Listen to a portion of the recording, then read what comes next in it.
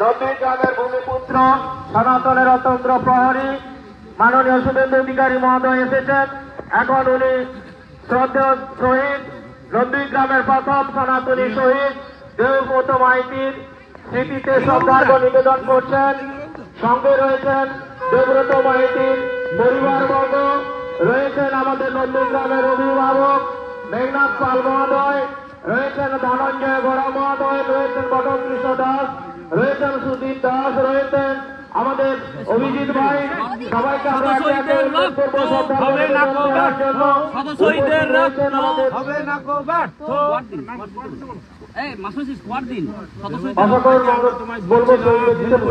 দেওয়ার জন্য শহীদ স্মরণে আপন মরণে রক্ত দিয়ে রক্ত ঋণ শোধ করুন। শহীদ তোমায় ভুলছি না, ভুলবো না। কত শহীদের রক্ত হবে না কো ব্যর্থ, কত শহীদের রক্ত হবে না কো ব্যর্থ, কত শহীদের রক্ত হবে না কো ব্যর্থ। শহীদ তোমায় ভুলছি না, ভুলবো না। শহীদ দেবব্রত মাইতি আমার হয়, শহীদ দেবব্রত মাইতি আমার হয়। একে একে সমস্ত নেতৃত্ব যারা রয়েছে তাদেরকে অনুরোধ করবো শহীদ বেদিতে পুষ্পস্তবক দেওয়ার জন্য। শহীদ বেদিতে পুষ্পস্তবক অর্পণ করছেন পরম প্রিয় বিধায়ক সম্মানীয় শুভেন্দু অধিকারী মহোদয়, রয়েছেন দেবব্রত মাইতির পরিবারবর্গ, রয়েছেন নন্দীগ্রামের আমাদের অভিভাবক মেঘনাথ পাল মহোদয়, রয়েছেন আমাদের জেলা কমিটির 2 সদস্য অভিজিৎ মাইতি এবং অশোক মহোদয়, রয়েছেন 3 মন্ডল সভাপতি, রয়েছেন অন্যান্য নেতৃত্ববর্গ। প্রত্যেককে অনুরোধ করবো আপনারা শহীদ দেবব্রত মাইতির স্মৃতিতে শ্রদ্ধার্ঘ্য নিবেদন করবেন এবং তার পরিবারের পাশে আমরা আছি। এই বার্তা যেমন বরাবর আমরা জানিয়েছি, আজকেরও তার পরিবারের পাশে আমরা রয়েছি এবং আগামী দিন তাদের সমস্ত সুখ দুঃখের সাথে আমরা নন্দীগ্রামের মানুষ ভাগ করে নেব। এখন বিধায়ক মহোদয়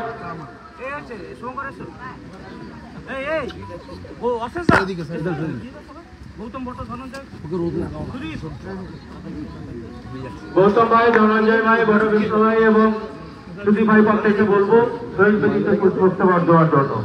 এখন আমাদের পরম প্রিয় বিধায়ক সম্মানীয় শুভেন্দু অধিকারী মহোদয় মঞ্চে আসছেন। শহীদ বেদিতে শ্রদ্ধার্ঘ্য নিবেদনের পরবর্তী পর্যায়ে আমাদের মঞ্চে যে কার্যক্রম রয়েছে তার জন্য আমরা পরবর্তী কর্মসূচিতে অংশগ্রহণ করব এবং এই মঞ্চে আসার জন্য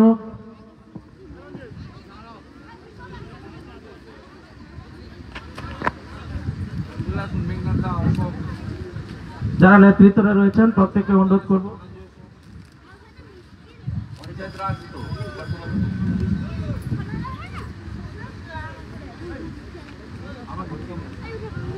এখন আমাদের সম্মানীয় শুভেন্দু বাবুকে ব্যাচ পরিয়ে দেবব্রত মাইতির পরিবারের পক্ষ থেকে বরণ করে নেওয়া হয়েছে। সাগরিকা মাইতি ব্যাচ পরিয়ে শুভেন্দু বাবুকে এই শহীদ সভায় স্বাগত জানাচ্ছেন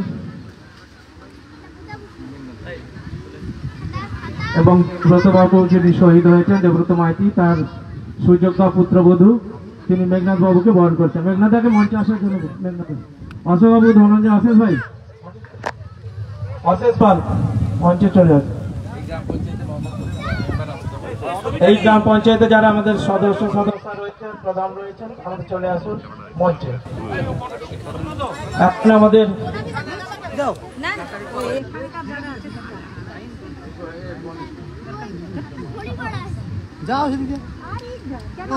সমবেত গ্রামবাসী বৃন্দ, সাথী বৃন্দ, প্রবল রোদ আছে যদিও বাতাস আছে।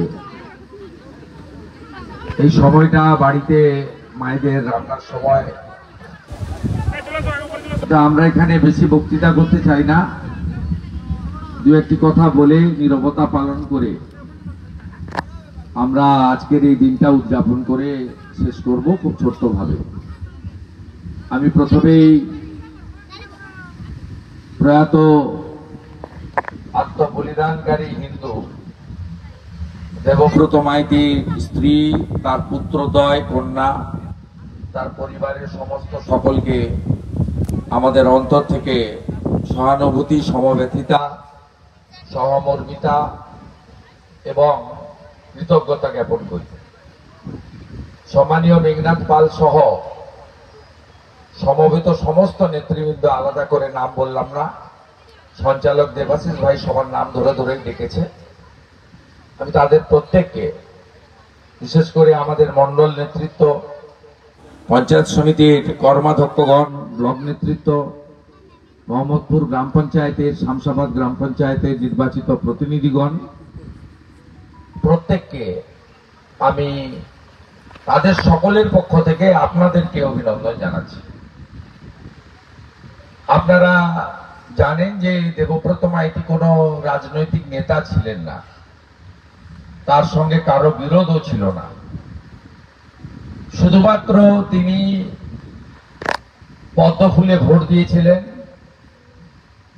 নরেন্দ্র মোদীজির আদর্শকে সমর্থন করেছিলেন, রাষ্ট্রবাদ এবং সনাতন সংস্কৃতিকে সমর্থন করেছিলেন, এবং শুভেন্দু অধিকারী যে 1956 ভোটে জিতেছিল বা আপনারা জিতিয়েছিলেন, সেই 1956 বা 1,10,000-এর কাছাকাছি যে আমার ভোট ছিল, তার মধ্যে দেবব্রত মাইতি বা তার পরিবারের ভোটও ছিল।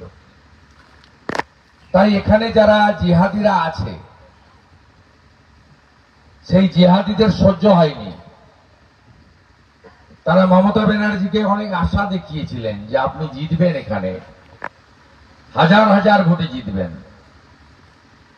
কিন্তু হিন্দুরা অনেকেই, সবাই নয়, ঐক্যবদ্ধ হয়ে তারা আমাকে নির্বাচিত করার জন্য দেবব্রত মাইতিকে নিষ্ঠুরভাবে আক্রমণ করে 2 তারিখের পরে, এবং তিনি আজকের দিনে দেহ রেখেছিলেন। আমরা তাই স্মরণ সভার মধ্য দিয়ে তার যে মূর্তি আছে মাল্যদান করে তার পরিবারের সঙ্গে সাক্ষাৎ করে আজকে মিলিত হয়েছি। আজকে 2021 সালে তৃণমূল সরকারে এসেছিল, এখানে মমতা ব্যানার্জি হেরেছিল, তাই কত সন্ত্রাস হয়েছে আপনারা দেখেছেন। উল্টো দিকে ভারতীয় জনতা পার্টি 2023-এ নন্দীগ্রামে 17টা অঞ্চলের মধ্যে 11টা অঞ্চল জিতল, 2টো পঞ্চায়েত সমিতি জিতল, কোথাও কারো বাড়ি ভেঙেছে কেউ। এইখানেই সনাতনীদের সঙ্গে জিহাদিদের তফাৎ। আমরা এসব মারপিট করতে জানি না, ঘরে আগুন দেওয়া, লোককে আক্রমণ করা, বাড়ি ভেঙে দেওয়া, বাইক বাহিনী নিয়ে তাণ্ডব করা, এগুলো আমাদের শেখানো নয়। আমরা জাতীয়তাবাদ, রাষ্ট্রবাদে বিশ্বাস করি, সনাতন সংস্কৃতিতে বিশ্বাস করি, আমরা এটা করতে পারি না। 24 সালে 1956 ব্যবধান বেড়ে 8,200 হলো অভিজিৎ গাঙ্গুলির। গোটা নন্দীগ্রামে কোথাও কেউ বলতে পারবে যে কোন সিপিএম এর লোক আক্রান্ত হয়েছে, তৃণমূলের লোক আক্রান্ত হয়েছে, হিন্দুরা সবাই লাঠি নিয়ে বেরিয়ে পড়েছে, আমরা জিতেছি, তোদের মারবো, তোদের ঘরছাড়া করব?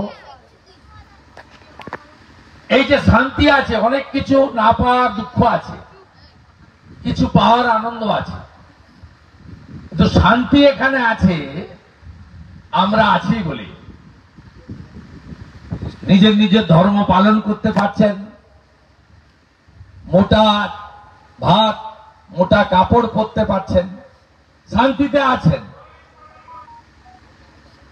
আজকে যদি ওরা কোনো কারণে ক্ষমতায় আসতো বা জিতত, আপনি কি ওদের কোনো পরিবর্তন হয়েছে? এই যে গুন্ডাগুলো, এদের নাম বলে আমি হিরো করতে চাই না, কেন্দামারি, শামসাবাদ, কালীচরণপুরের, দাউদপুরের গুন্ডাগুলো, এদের কি কোনো পরিবর্তন হয়েছে? কোনো পরিবর্তন হয়নি। মায়েদের বাড়িতে তো গরু আছে, দুধ হয়, তা কয়লাকে সারা রাত্রি ধরে সিদ্ধ করবেন, সকালবেলা খুন্তি দিয়ে তুলবেন, দেখবেন কয়লা কালো। দুধে সিদ্ধ করলেও কয়লার রং যেমন পরিবর্তন হয় না, 50 জন লোক কুকুরের ল্যাজ ধরে টেনে রাখুন, সোজা থাকবে, ছেড়ে দিলে আবার বেঁকে যাবে। এরা হচ্ছে তাই, এরা একমাত্র বুঝে যে ভাষা সে ভাষা আমি জানি। একইভাবে 2024 লোকসভা ভোটের দুদিন আগে মনসাবাজার ছোলাচূড়া তফসিলি জাতি পরিবারের মা রথিবালা আড়ি কোন দলে মিছিলে যায় না, ভোটার, কিন্তু নাম রথিবালা আড়ি। হিন্দু শিডুল কাস্ট পরিবার, এই গড়চক্রবাড়িয়ার বাহিনী নৃশংসভাবে খুন করে দেয়। তাই এদের মা, বোন, দিদি, দাদা, ভাই, বন্ধু, এদের কোনো পরিবর্তন হয়নি। 1.5 বছর জেল কেটেছে, 1.5 বছর কোর্টের নির্দেশে বাইরে ছিল। এই পরিবার রঞ্জিতরা সুপ্রিম কোর্ট করেছে, আমরা আছি পাশে। এদের 14 বছর জেলে থাকতে হবে। 1.5 বছর থেকেছে, আরো 12.5 বছর জেল খাটা এদের বাকি আছে। আমরা ছাড়ব না। ইঞ্চিতে ইঞ্চিতে আইন মেনে হিসাব আমরা নেব, সেটাই হবে প্রকৃত শান্তি। আমরা চাই না রথিবালা আড়ি বা দেবব্রত মাইতির মতো আর কোন রাষ্ট্রবাদী, জাতীয়তাবাদী, দেশপ্রেমিক বা হিন্দু আমাদের এই নন্দীগ্রামে এই হিংসার রাজনীতির বলি হোক। আসুন উঠে দাঁড়িয়ে 1 মিনিট নীরবতা পালন করে দেবব্রত মাইতির বিদেয়ী আত্মাকে প্রণাম জানিয়ে নিজ নিজ বাড়িতে ফিরে যাই। শুরু।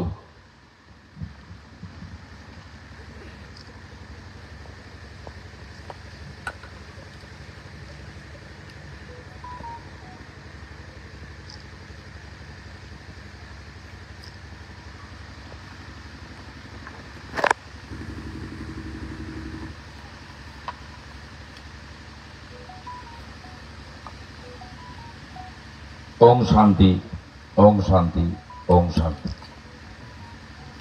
देवव्रत माइती अमर रहे, देवव्रत माइती अमर रहे। रक्ताक्त 13 মে ভুলছি না, ভুলবো না। দেবব্রত মাইতি অমর রহে। খুনিদের শাস্তি চাই, খুনিদের শাস্তি চাই। নন্দীগ্রামে শান্তি চাই, খুনিদের শাস্তি চাই। হিন্দু শহীদ অমর রহে, হিন্দু শহীদ অমর রহে। বন্দে মাতরম, ভারত মাতা কি। ধন্যবাদ আমাদের প্রিয় বিধায়ককে। আমাদের প্রিয় বিধায়ক শ্রী শুভেন্দু অধিকারী মহোদয় আজকে ভোট পরবর্তী হিংসায় প্রথম শহীদ নন্দীগ্রামের সনাতনী শহীদ শ্রী দেবব্রত মাইতির প্রতিকৃতিতে মাল্যদান করলেন এবং ওনার মূল্যবান বক্তব্য আপনাদের সামনে তুলে ধরলেন।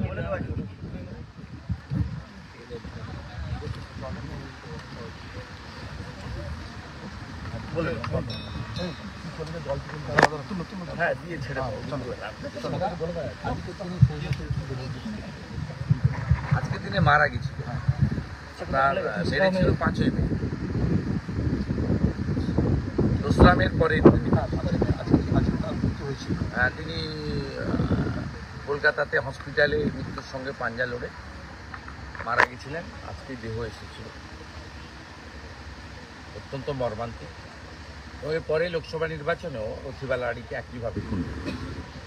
বলছে তো বিহারের নির্বাচনের আগেই পাটনাতে প্রায় 17 জন কংগ্রেস ছেড়ে বিজেপিতে যোগদান করলেন। বিজেপিতে যোগদান করলেন 17 জন পাটনাতে বিহার নির্বাচনের আগে। এটা তো স্বাভাবিক। যারা রাষ্ট্রবাদে, জাতীয়তাবাদে বিশ্বাস করে তারা নরেন্দ্র মোদীজির হাত শক্তিশালী করবেন। তিনি কালকে যেভাবে ভাষণ দিয়েছেন, পরিষ্কার বলেছেন যে টক আর টেরর একসঙ্গে হতে পারে না, টেরর আর ট্রেড একসঙ্গে হতে পারে না। জলও নেব আর রক্তের বন্যাও বইয়ে দেবো, এটা একসঙ্গে হতে পারে।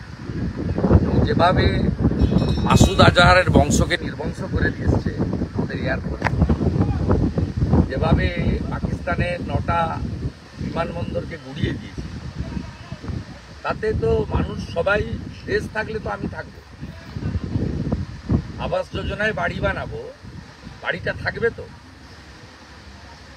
বাড়ি ছেড়ে পালাতে হবে। এই নাকচিরাচরে নোটিশ না দিয়ে বেআইনি ভাবে একটা হিন্দু পরিবারকে সেখানে তার পুরো বাড়ি বেড়া দিয়ে ঘিরে দিয়েছে। সে জানেই না কোর্টে তার বিরুদ্ধে কমপ্লেন করে কোর্ট থেকে অর্ডার করিয়ে দিয়েছে। এই সামনেই বঙ্কিম মোড়ে হিন্দুরা ভোট দিতে বেরোতে পারে না যতক্ষণ না কেন্দ্রীয় বাহিনী আসে। এই কাছেই 1.5 কিলোমিটার। আর একটু এগিয়ে গেলে 4 কিলোমিটার দূরে গড়চক্রবেড়িয়া বাজারে 175টা হিন্দু ভোটার আছে, কোনো ভোটে ভোট দিতে দেয় না। 21-এ দেয়নি, 23-এ পঞ্চায়েতও দেয়নি, 24-এ দেয়নি। এই চিল্ল গ্রামে হিন্দু মেজরিটি আছে বলে লোকজন বেঁচে আছে, বসে আছে। হিন্দু যদি বাঁচতে চাও বিভেদ ভুলে এক, মমতা ভাগাও, হিন্দু বাঁচাও। বাড়ি থেকে ডেকে এনে মৃৎশিল্পী হরগোবিন্দ দাস, চন্দন দাসকে পশু কাটার ছুরি দিয়ে জবাই করেছে বাড়ি থেকে ডেকে। কদিন আগে এখানে বিজেপি আছে বলে হয়তো আমরা কাউকে মাংস ভাত মাছ ভাত খাওয়াতে পারিনি, হয়তো আমরা বিরাট কিছু করে দিতে পারিনি, বিরোধী দল করি, কিন্তু শান্তিতে লোকগুলো আছে, সবাই আছে, সব ধর্মই পালন করছে, সব দলের মিছিল হচ্ছে, আমাকেও শ্রাদ্ধ দিচ্ছে। এরা বিজেপি আছে বলে।